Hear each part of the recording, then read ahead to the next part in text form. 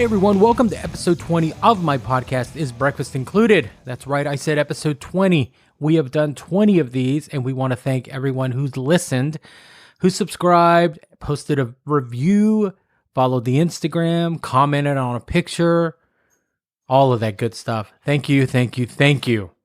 We hope to be giving you at least 20 more of these, maybe 25. I don't know. We'll see how it goes. Today on the show, I sit down with Gabe Currie of Echopark Guitars. Now, they are a guitar company based out of Detroit, Michigan, and they make some of the finest guitars on the market today. He's going to tell us about how he got started at G&L Guitars, working alongside the legendary Leo Fender, taking a break from building guitars, and then coming back and starting Echopark, and how a couple of guys from a band we might have heard of kind of put him on the map. I'm going to let him tell you all about it. Let's check it out. Tell me who you are. I am Gabriel Currie. I build guitars, and I own a company called Echopark Guitars. And we started in Los Angeles around 2010, and we moved out to Detroit City in 2017. And just something I've been doing probably most of my life at this point. I think I started building and tinkering when I was about 11 or 12. And it just kind of blossomed into an unhealthy fascination at some points and a rather healthy at others. So I quit building guitars after about 8 years in the industry as a young guy. I started, my first job was for Leo Fender and George Fullerton at G&L Guitars back in the late 80s. Uh-huh. And, during that period, I learned pretty much everything that was happening in the wood shop, milling blanks, unloading the trucks, routing, using pin routers and sanders and shaping and, gluing and all that kind of stuff on a production level. So it was just kind of a factory job, but I got to learn a lot. And at a young age, working on giant pin routers, back then there was not a lot of, concerns for,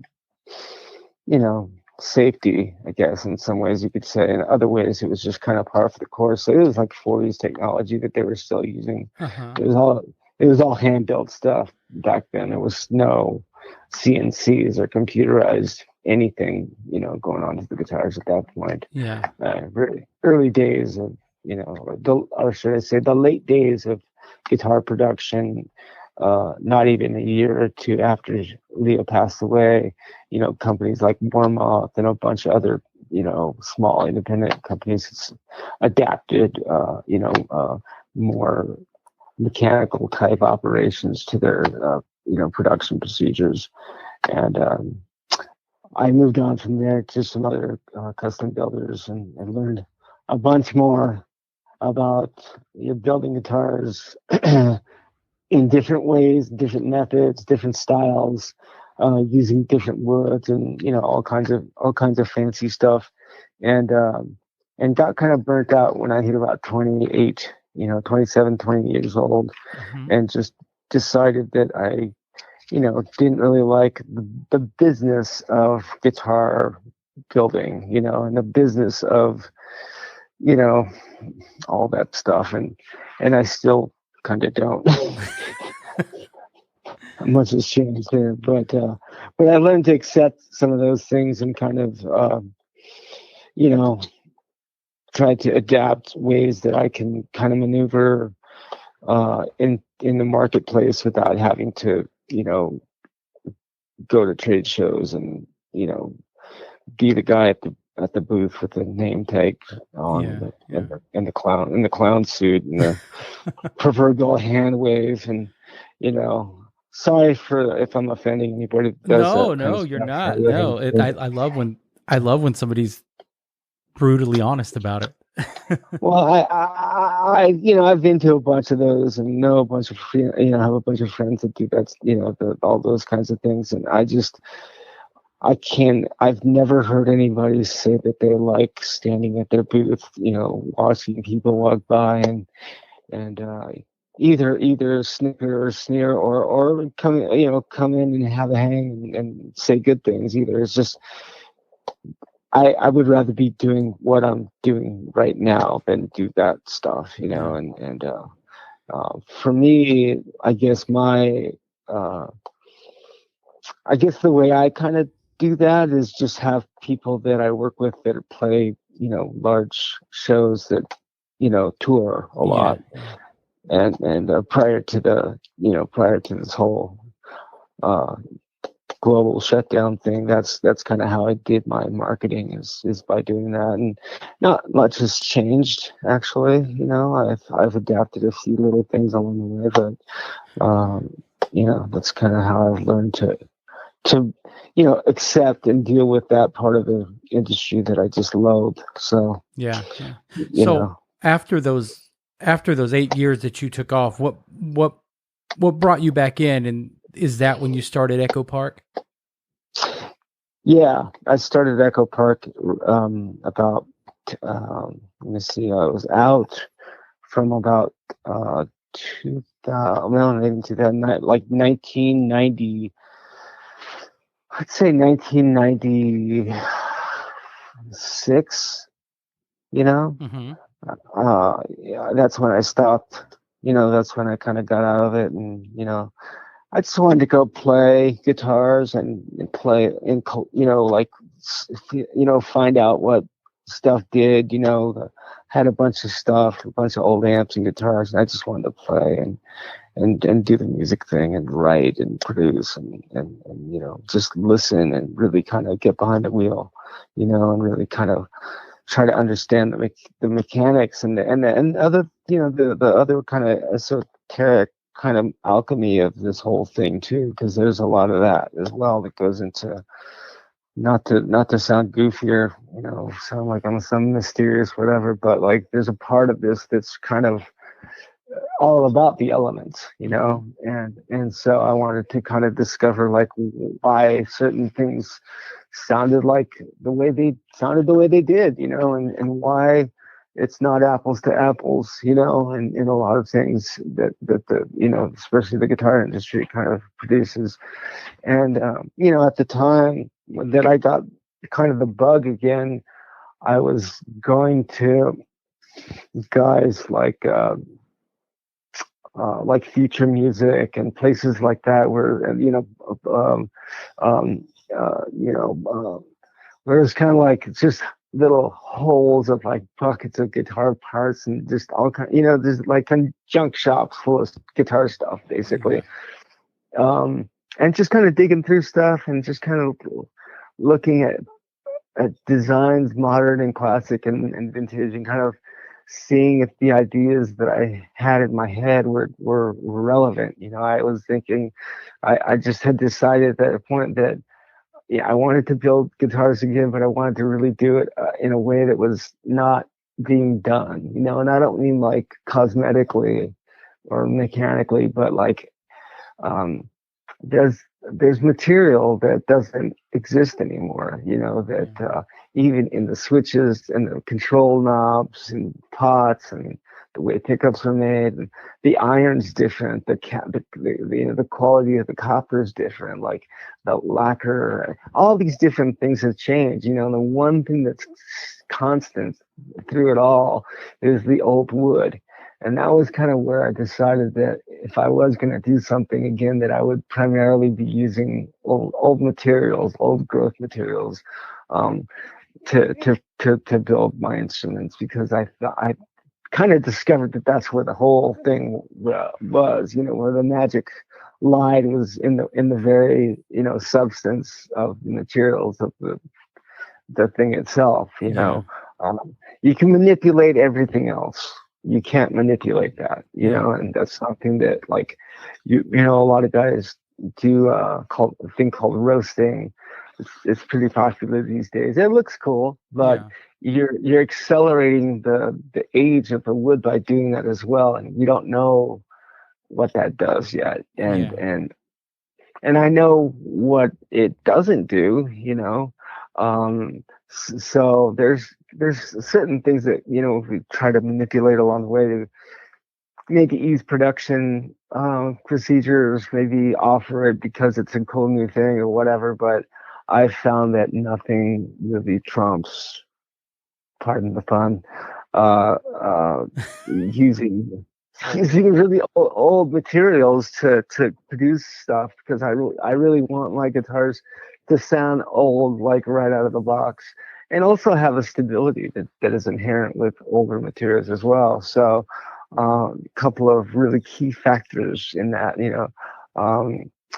so that was the beginning of it for me. Right around that time as well, I had suffered a pretty bad injury, because at the time I was employed by a company that did historic restoration on old buildings and stuff like that. So like uh, basically a kind of a fancy construction gig, basically was what it was, uh, replacing wood and carved element and stuff like that. Mostly ornamental architectural stuff on old buildings all over Los Angeles, and yeah, it paid well and all that stuff, and it was good for a while. But then as I started doing tear outs of old balustrades or mantles, things like that, where there was large chunks of wood to be had, as when I got about 3 years into it, I had collected a bunch of wood, actually, not necessarily thinking about, building guitars out of it, but just kind of thinking, wow, I can't throw this away, Yeah, just yeah. purely kind of a hoarder mentality, I guess, or, obsessive, compulsive kind of whatever, so. The whole I might be able to use this later mentality. Yeah, and Yeah. my wife would be like, "What are you do? You've got a pile of this stuff in our back. What are you doing?" Like, and I go, "Well, it's really good for something. I'm not really sure what, but it's I can't throw it away." So she made me get a storage place, and that was even worse. So I just fed the demon even worse. So by the time I had decided to kind of shift gears. And, it was about a year or two worth of trying different stuff. And so what I did, I got this idea that I wanted to build a junior, just straight up 59 junior, and do it with a longer scale. And and and if I could do it in my backyard with no shop tools, just a hand router and like a belt sander, Hmm. that and like a bandsaw, that if it turned out right and turned out good enough, to if I could really hear the significant the details that I was looking for, and if a couple of friends of mine could sign off on it as being good enough to kind of continue with the idea, that I would basically shift gears and get back into it. So I did that, and it worked out great. And I doubted it a lot, because I wasn't, it takes quite a bit to convince myself to do anything really, um, especially something like this, because I knew once I started and got into it that I wasn't really gonna stop, Yeah. because I had figured out a couple of ways to kind of work around my, social anxieties and whatnot that, come along with being a one man show, and, promoting and doing, all that kind of stuff. So, um, so I built the thing. It turned out great, and I was then stuck with the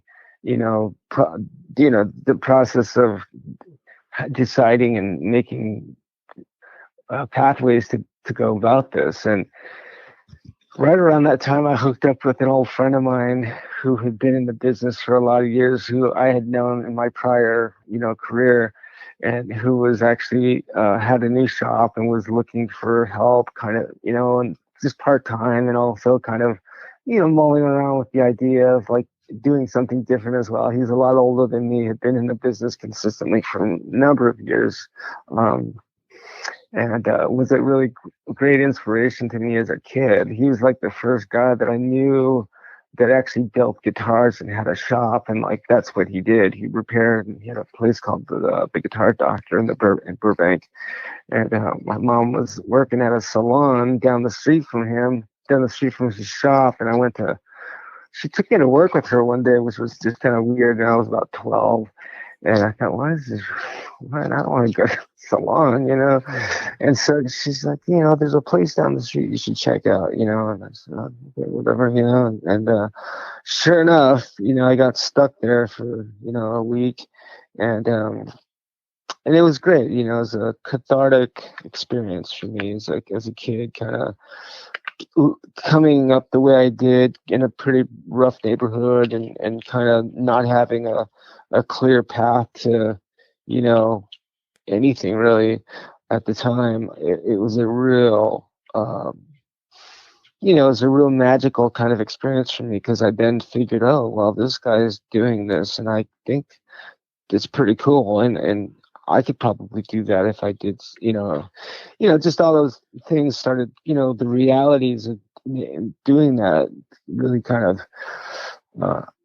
it kind of started being like real to me. You know, it wasn't like a mystery or a fantasy anymore. It was like, wow, this old guy can do it, and that seems like a pretty cool thing. And so that's who you went to after you built this guitar? No, actually, the friend of mine that I went to is a guy named Dave Law, and he had a shop in the Pasadena, Monrovia area of Los Angeles, and he actually, you know, was good friends with Eddie and had a whole history in that area of like being a mentor to a bunch of players and dudes, and just, you know, guitar shop, and he was like one of those kind of guys that has the place where everybody goes and, you know, plays guitar and gets their wings and, you know, all that stuff. So really, he was a good friend of mine, good mentor, and I kind of just, you know, I wanted to take it to him really first and get his. So he pulled out all the juniors and all the real stuff, you know, and we kind of like A-B'd, you know, the thing next to like, you know, 57 juniors and whatnot. And he, you know, he was pretty blown away, and it was cool to impress a guy like that, you know, because I figured if I'm gonna do, you know, I'm not gonna put this up against a Charvel or like a you know, a Strat or anything. I need to hear like the real thing. And at the time, I had a couple, but they weren't, you know, they'd been fucked with, and, you know, pickups replaced and that kind of thing. And I wanted something OG that could really, you know, that we could really, you know, hear the nuances and really kind of, you know, go down that pathway. And so that, you know, that worked out great. I started kind of, you know, taking it to different places, different friends of mine loaning it out, and just kind of seeing if okay, Dave said it was cool. Now how does, you know, this guy think it's cool? Does this guy think it's cool? And eventually it made its way to there was a trade show going on. There used to be these like guitar shows in at this place called Alpine Village in Orange County, and legendary place. Saw a lot of punk rock shows there back in the 80s, and so they used to have this guitar show once a year. And so I heard this thing was happening, and I took the thing down there, and another buddy of mine was selling a bunch of stuff there. So I just stuck it in the middle of the floor, like in his stuff, you know, and I just walked away, and just no tag on it, no price, no label, no nothing. I don't even think it had a name on the headstock at the time. You know, I just kind of walked around and just from time to time would stop in and just, you know, look and see if anybody was reacting to it, you know, basically if it caught anybody's attention.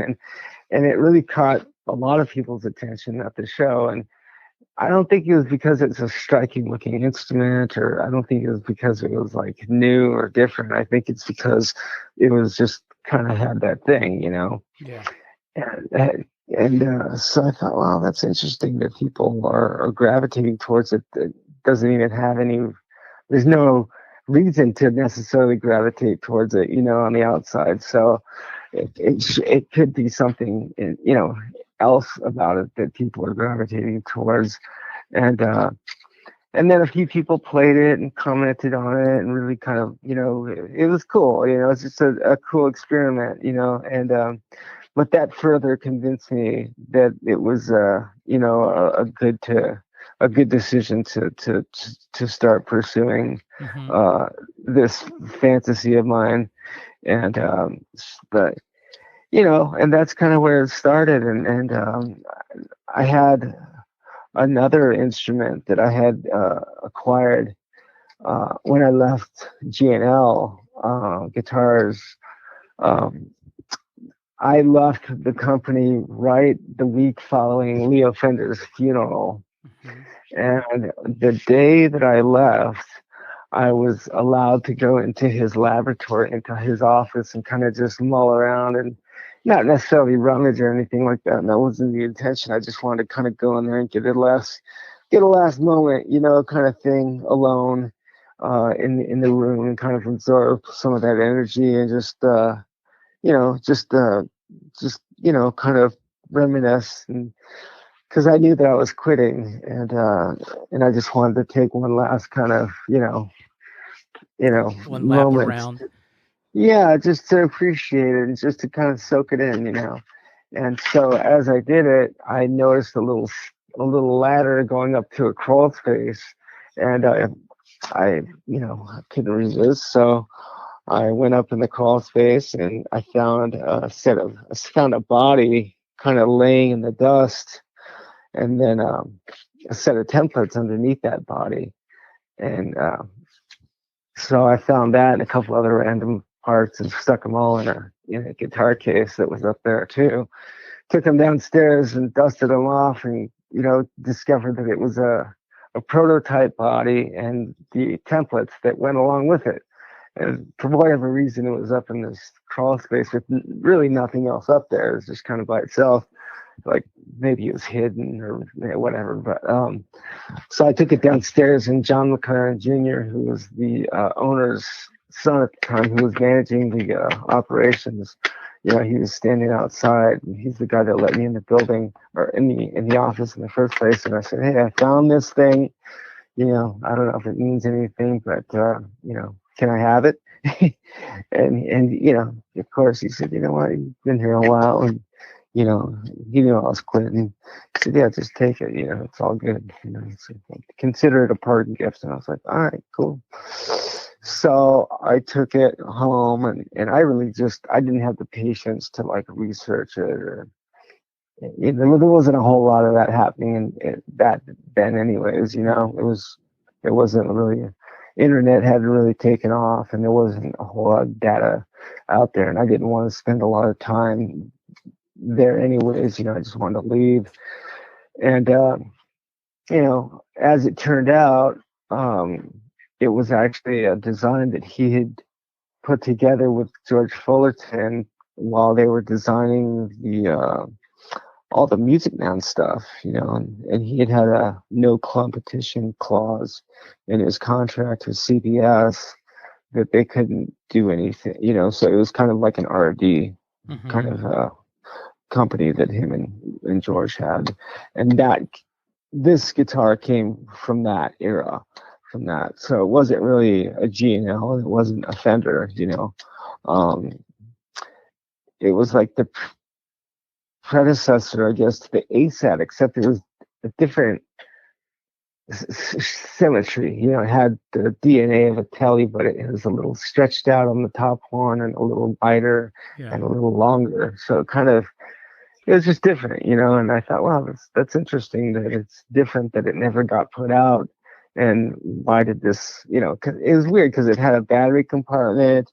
It was originally routed for this different kind of tremolo that I'd never seen anywhere produced. And I think G&L recently tried to do something that was similar, but it wasn't this guitar for sure, because it looked more like an ASAT. And this thing has its own shape and little nuances, of course, but like it's definitely its own thing. And I know that they didn't have another set of templates to this. Or another guitar for that matter. And this thing had been taken apart and put together a couple of times because all the machine holes and all the screw holes had been, it had been together at some point because I could just, you see that the staining of the alloys in the wood, the darkened kind of stain that metal leaves in wood.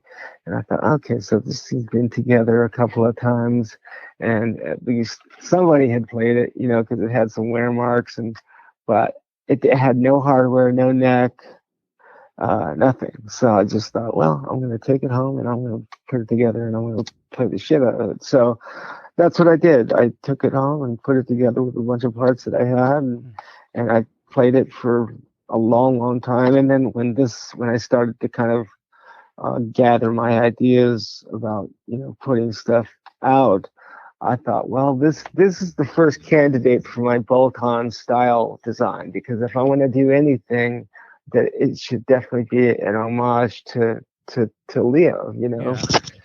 And I don't want to just build a Strat or a Tele. I'd rather do something that's not out there, that's authentic, that's not being produced by anybody. And I got this thing, so I might as well use it. So I actually went back to G&L and I brought the guitar and the templates with me, and I went down there and I basically walked into the office and said, "Here, you guys should do something with this."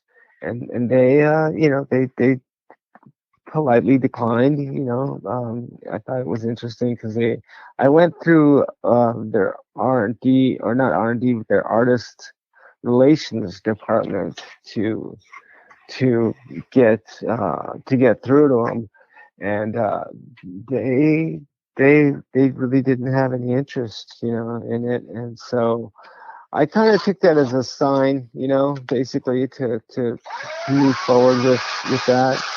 And sorry, I'm installing a pickup as we're talking. Um, um,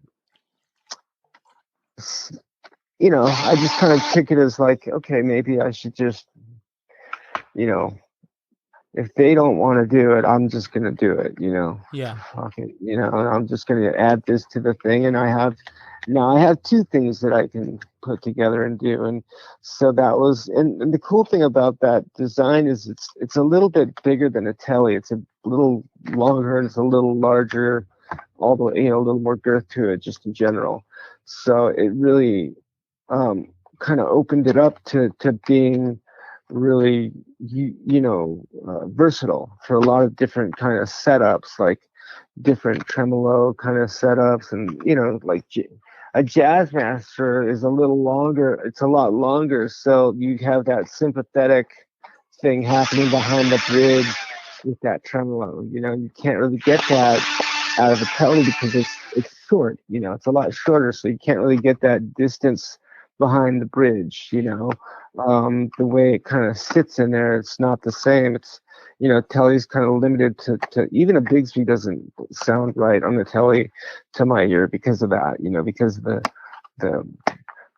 Because the distance behind the bridge really doesn't allow for a lot of string length back there, and that's really important to the character of that design, those tremolos, to get that kind of warbly, secondary tonality and, kind of harmonics out of that bridge. You need that string length. And so I thought, well, this is cool. There's a few different things that I can do with this, and I can just use it only.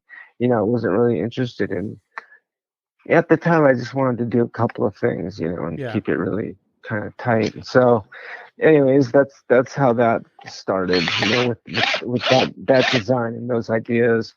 So I had, a couple of things, that I could kind of sink my teeth into. And so, I did. I'm sorry. Did you have the model names for them at that time? Did you know what you were going to call them, or? I kind of did, but I kind of didn't, because I wasn't really thinking about that. I was more thinking about like just how I was gonna do it. Uh-huh. Yeah. I thought, well, that'll. So the first name that I did on that one was the Trisonic model, because that was the R&D company that Leo and George had to do R&D stuff.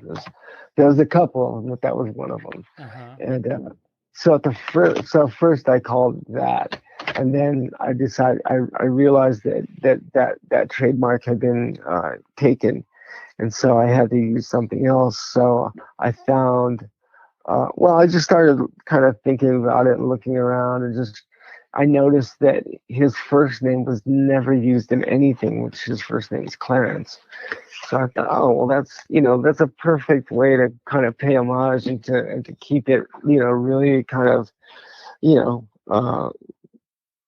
leaning in that direction always, Yeah. and really just to pay it respect and just keep it like really, you know, about that, with this particular guitar, because I don't want anybody to ever think that I designed it. It's not for me to do that, but it is for me to put it out, because I got it. So, you know, um, so that was the name of that guitar, was the Clarence. And then the other one, soon thereafter, I designed like the other model, which was a single cutaway guitar.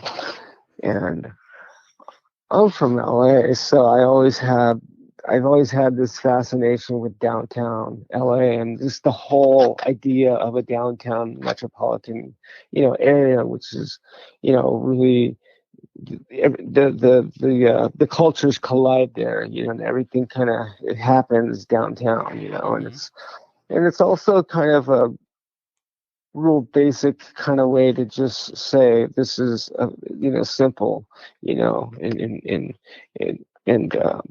just very downtown, very like very, you can understand what that means, Yeah. kind Yeah. of thing.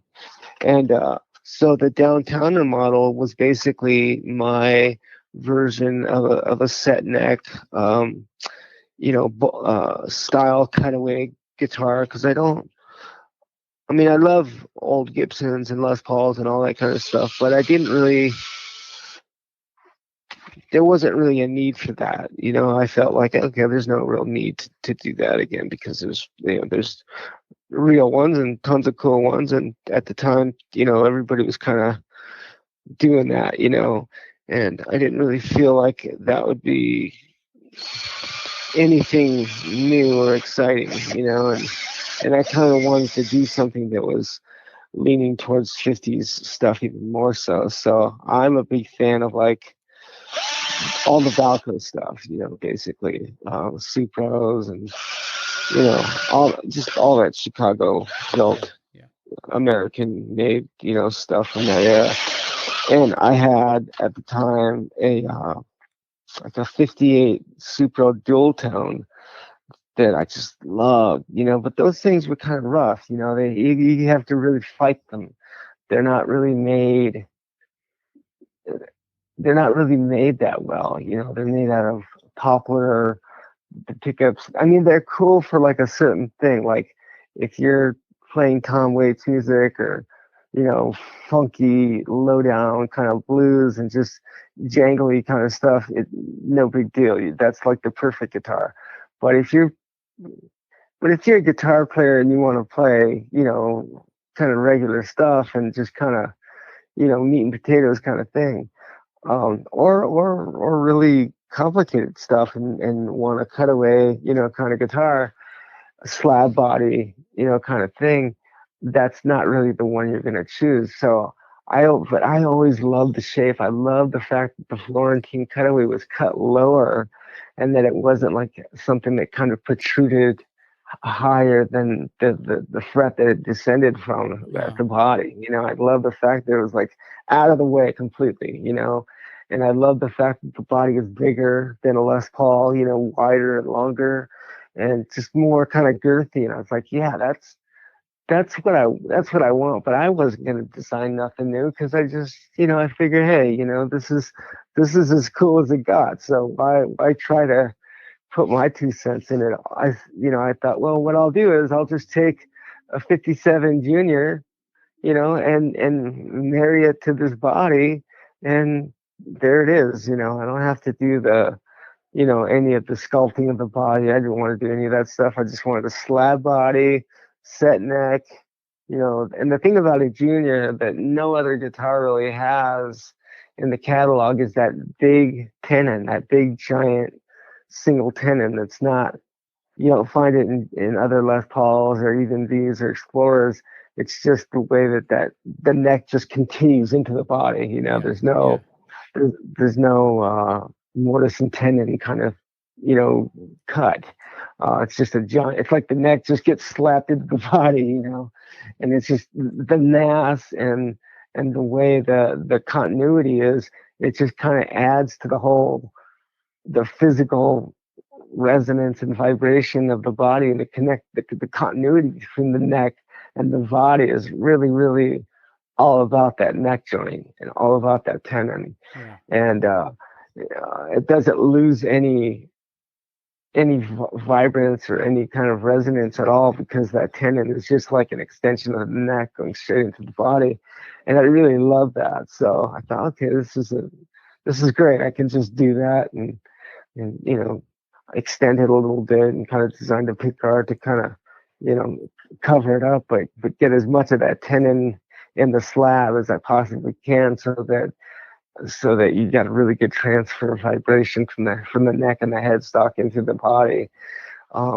Nothing new, just kind of my way of doing it. Yeah. And it just worked out great. So the first couple that I made really sounded great and really worked well, and word got out pretty quick. I didn't really I didn't do any marketing or any kind of advertising or anything like that. It was very organic. It was very strangely natural that the people that kind of caught wind first caught wind. The first one that I did ended up being the custom Koa version. That was the very first one that I made because I wanted to try my all through the part of the career that I had after the Fender shop was with this guy Taco Sono, who did a lot of really custom stuff. Mm-hmm. And one of the things that he did was these Koa top Strats. And I thought, wow, that'd be interesting to try Koa, because I know there's a certain snap that it has and a certain articulation that mahogany by itself just doesn't have. And it'd be interesting to hear it, and it'd be beautiful to see. And at the time, there was a few other builders, Billy Asher, and maybe one other, that had done Koa topped single cutaway guitars. Mm-hmm. And it was inspiring to me. So I said, okay, I know what it'll sound like if it's all mahogany and that kind of thing. I just want to hear what this sounds like. So that wound up being the very first set neck single cutaway guitar that I did, was the Koa custom version of the Downtowner. And who was the? I'm sorry, I was going to say, who was the first your first artist that got their hands on it, on the Downtowner? Brad Whitford. Of Aerosmith.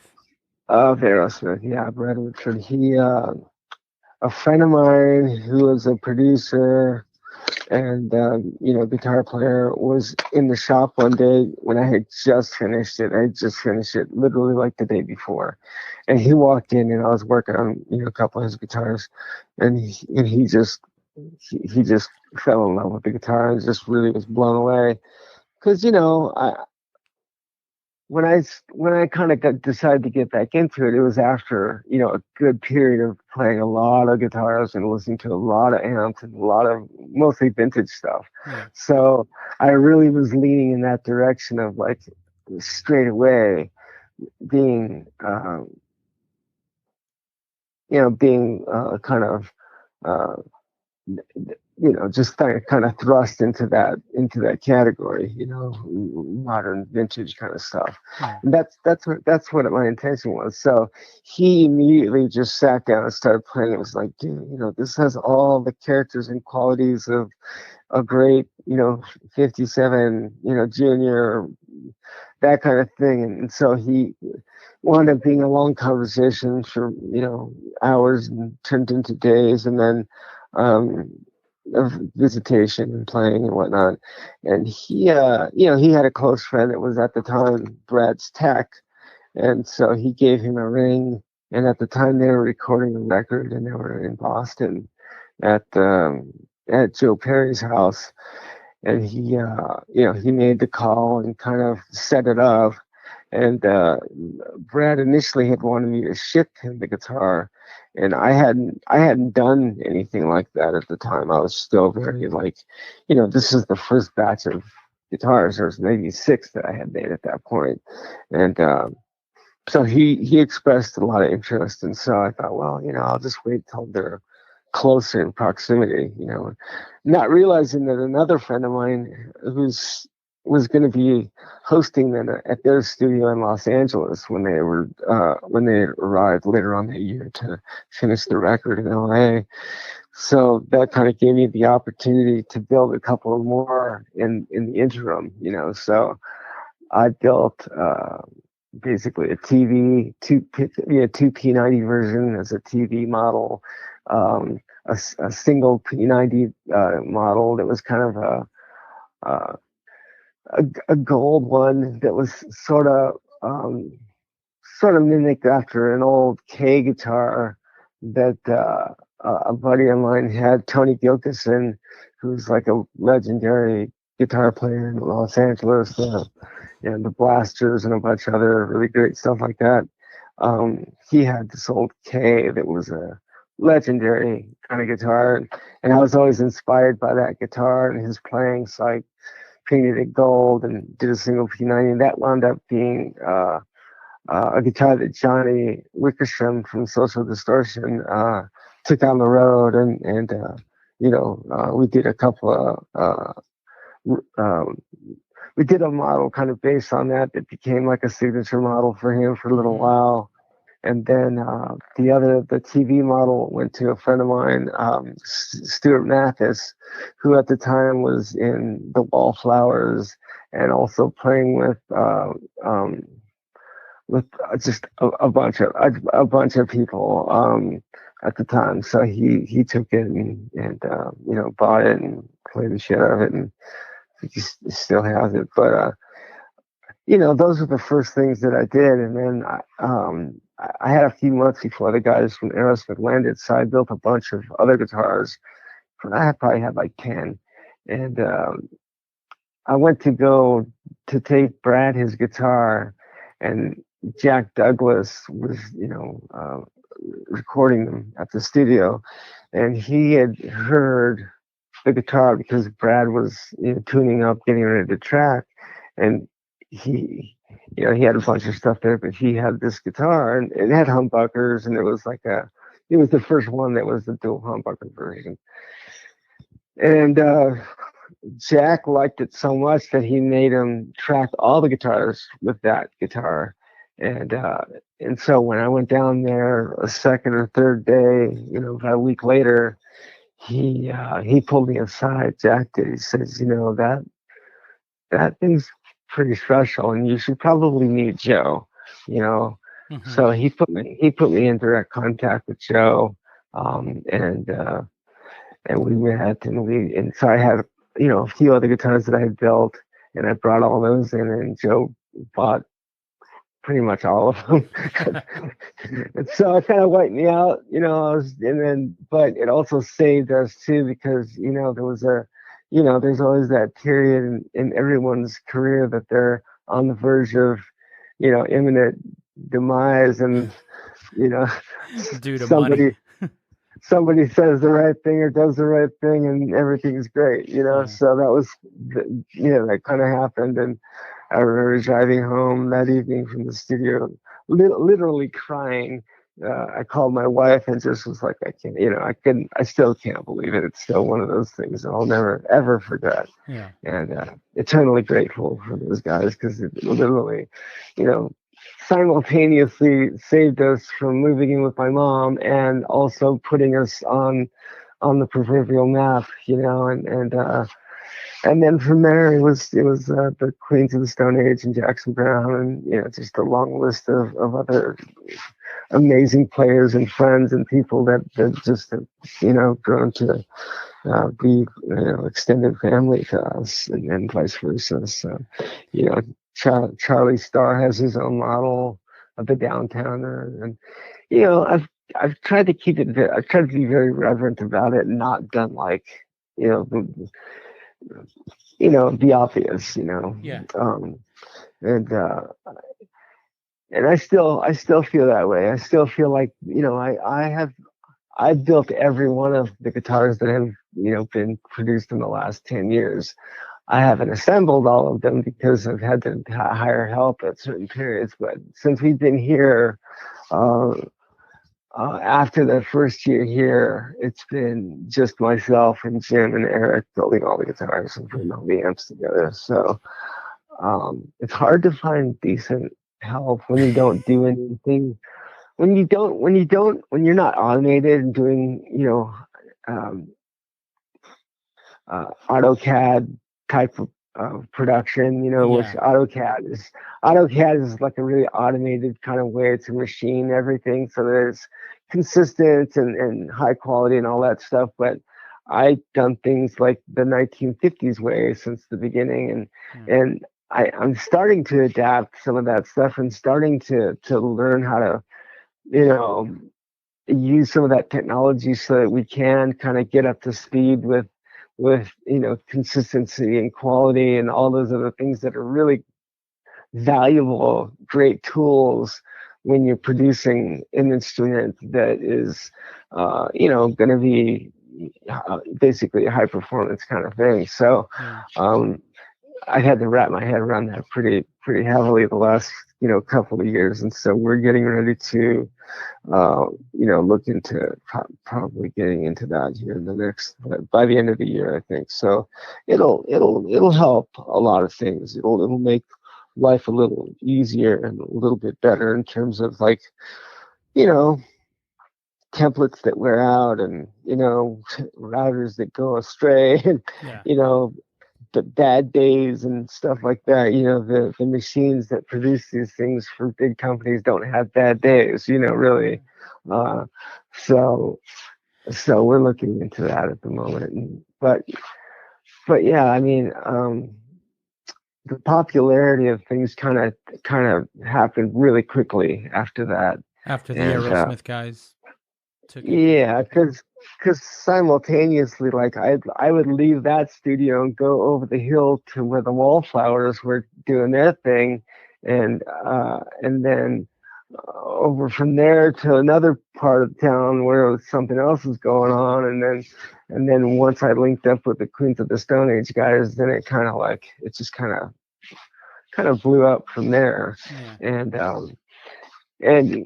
all very different players, all very different needs and all very different desires in terms of the function and playability and tones that they were looking for. So it really helped me to gather specific information from each player to build their personal guitars, but I also got to put that into everything else too. So when somebody's talking about, nuance and character and idiosyncratic kind of tones, I kind of know. I have a pretty big library of stuff that I've done at this point to get them there, pretty quickly. I don't have to, do any real R&D. I've already done that that's the whole point of working with artists, is because they push you to build the most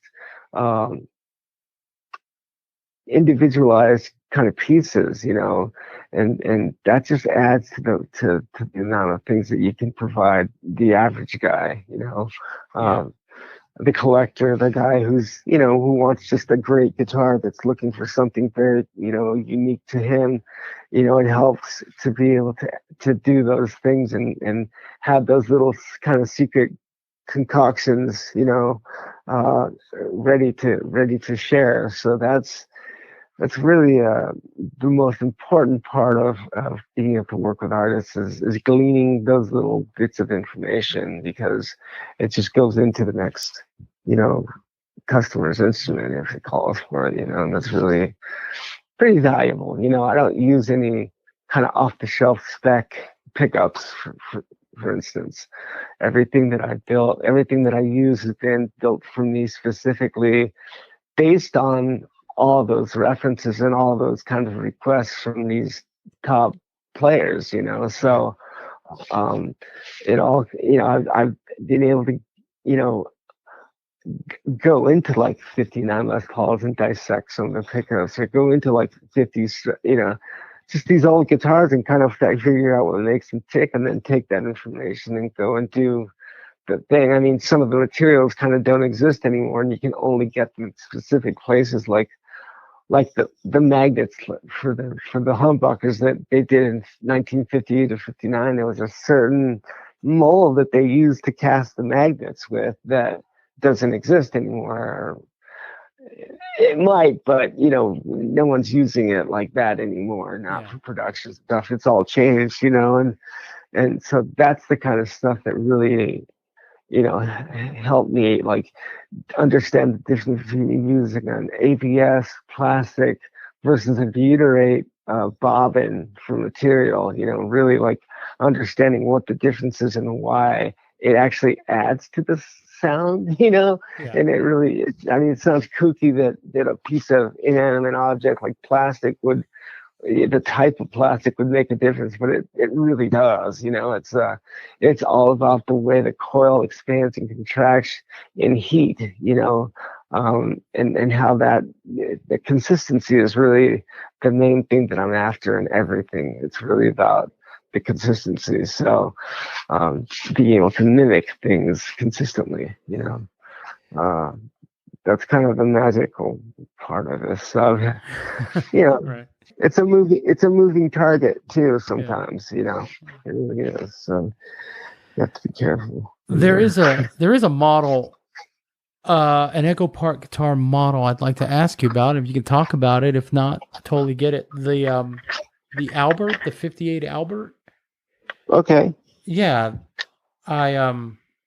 What's the story behind that guitar? I mean, well, it was a joke, A friend of mine kind of, knew that I was sitting on a bunch of old Karina and stuff like that, and just sitting on a bunch of old material, and just kind of jokingly taunted me that I couldn't, build a Flying V that was, as good as the original. And I thought, well, okay, I would never really have any interest in building a Flying V, but that sounds like an interesting challenge. So I took it as that, and I built one, and immediately it kind of caught some people's attention, and it sold, and I decided to build another one, and that one sold, and then after that, people, started, basically coming to me and requesting them. And so I ended up making a few for, some pretty known kind of guys, and got a request from a certain dude, after I built a few, that he wanted me to replicate his, beat up finish and all. So, I did my homework and kind of gathered myself and did it, and it was, it was cool, and so I got to,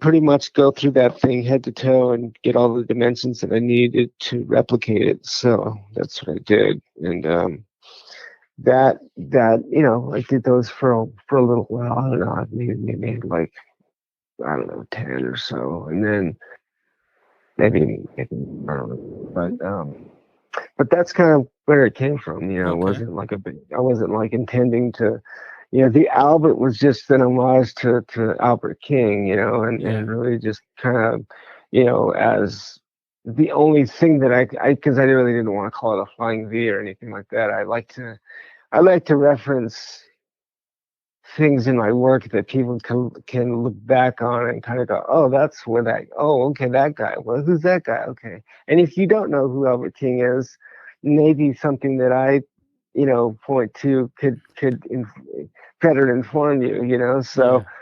I kind of look at it like that, and those who Or know, or know, maybe and those who or maybe you shouldn't be playing guitar if you don't know who Albert King is. maybe, I mean, hey, there's a lot of different stuff out there, so I don't Yeah. really, I can't, that certainly that's a thought, but it's not for me to kind of, say that kind of stuff. Yeah. But if something that somebody asks themselves or another person, why did he call that the Albert? Well, here's why. It's this guy, and so originally I had it was inspired by him. It was totally inspired by him and his use of that guitar in popular music, or as far as I'm concerned, anyways.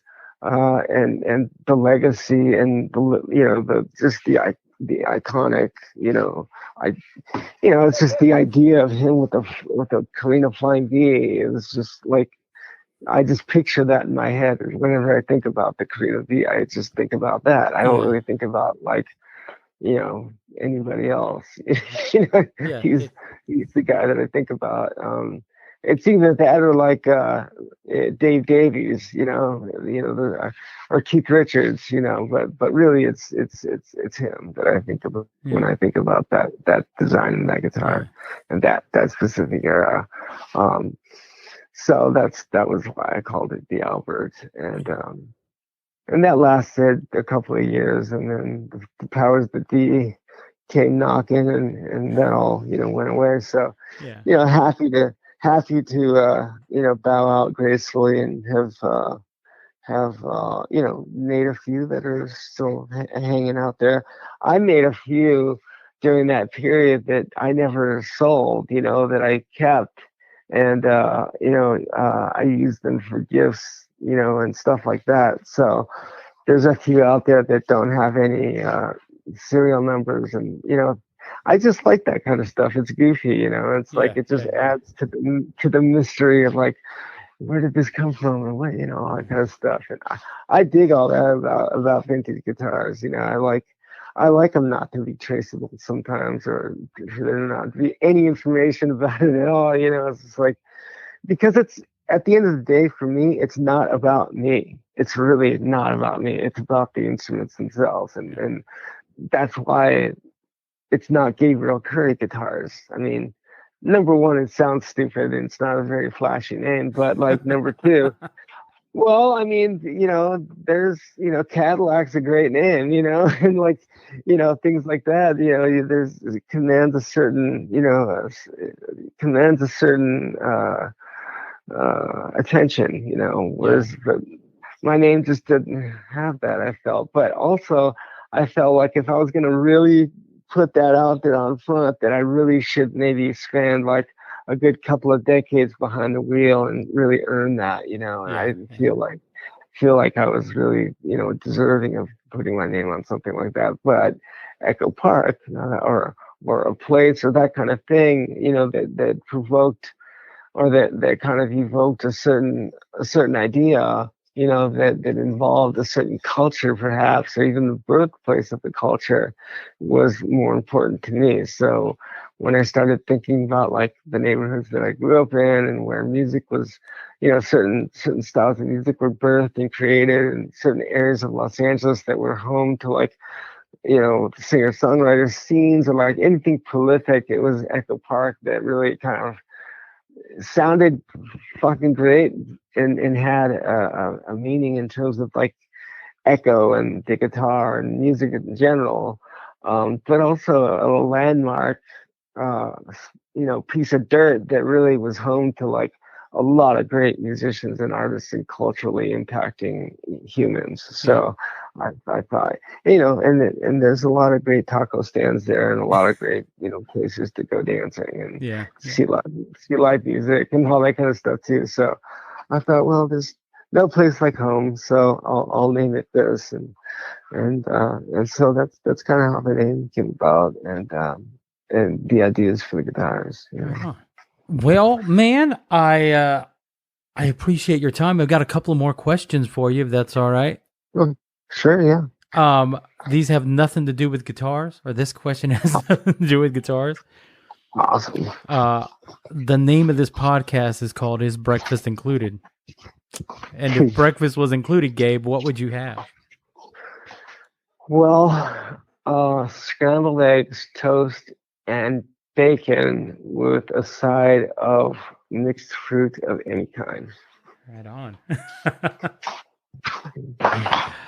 Do you have anything coming up? Anything that you'd want to talk about coming up? Yeah, I mean, we're launching a new website probably in June or July when it's done.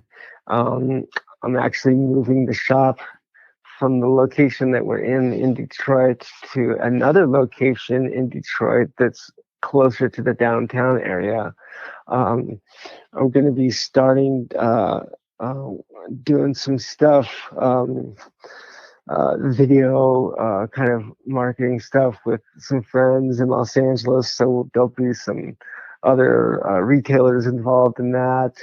I'm actually putting together a show here in Detroit that's going to take place at this place called the Music Hall downtown Detroit that has a small venue in it that's really kind of upper class kind of venue. That's a small little thing. We're going to be doing a speakeasy there. So we'll have a house band.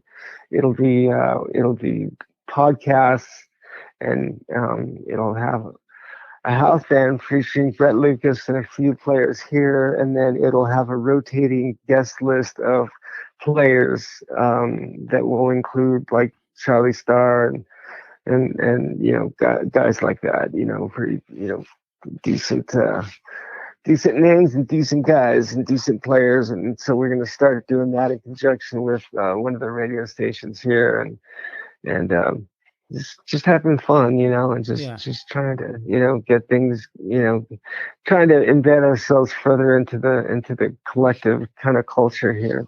That's in Michigan. I mean, there's a lot of great players and a lot of great people here. So, one of the other things is that we discovered a species of wood here that's never been used for guitars, and it was white pine, and it's a really kind of an extinct tree. I mean, they're still growing, but the size and mass of which these trees in their day were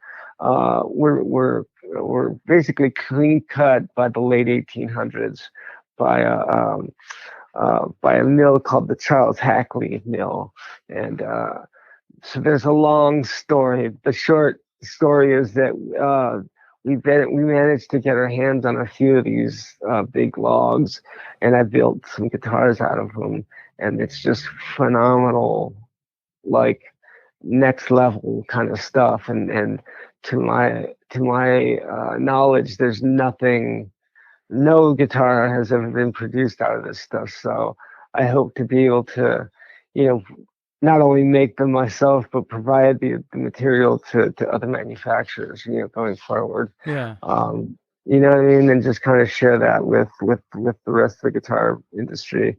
And, but just, there's too many materials that are running scarce, and we've kind of, we've raped the land down in South America of its most precious resources in the timbers and things like that, and just decimated cultures, and so I'm really looking for ways to kind of stop doing that, and to kind of use what we have here at our feet, and to build with, and to create new instruments, and explore new tonalities and all that kind of stuff, and still keeping true to the old wood and the vintage tone kind of idea, that I started with. So that's sort of that's a big deal to me, is to do that. So Oh, that's cool, hopefully man. that it is. It's really cool, and the stuff sounds amazing.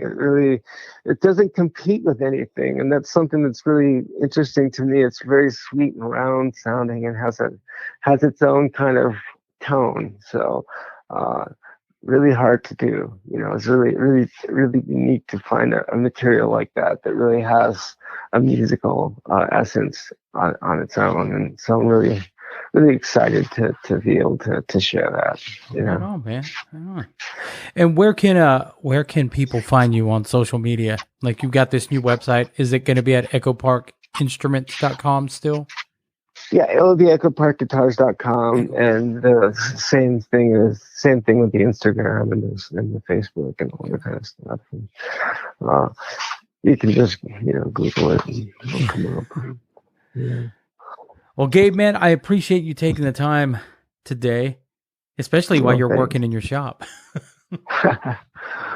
Well, gotta make time somewhere. So, I appreciate you and Kevin reaching out and including me. I really, it's always nice to kind of work with friends and do stuff like this. So, yeah, man. Yeah. I hope that you go far with this, and like I said, dude, there's a bunch of other guys that I could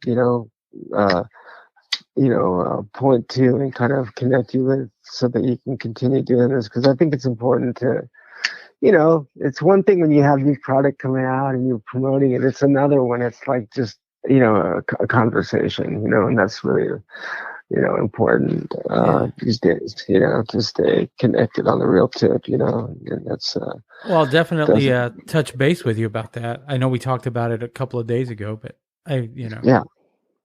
yeah, man, hit me up. I'm always, I've always got my, ears out, and my friends are always connected. So it'd be great to hook you up with a couple of folks that I know that would be totally into it, Right on, man. Right on. Well, I'm going to let you go, and you have a great day, brother. You too, man. Thank you so much again. I appreciate it. All right. Bye. Have a good one. All right, bye-bye. Well, right on. That was Gabe Currie. You can find him at echoparkinstruments.com and on social media under Echopark Guitars. Go check them out. See what they can offer you. And if you're a player, check out Guitars, man. They make some pretty fine instruments. All right, guys. Again, I want to thank you for helping us get to episode 20, and we hope to be doing this for a long while. All right, I'm done. You guys have a great day. We'll talk to you next week.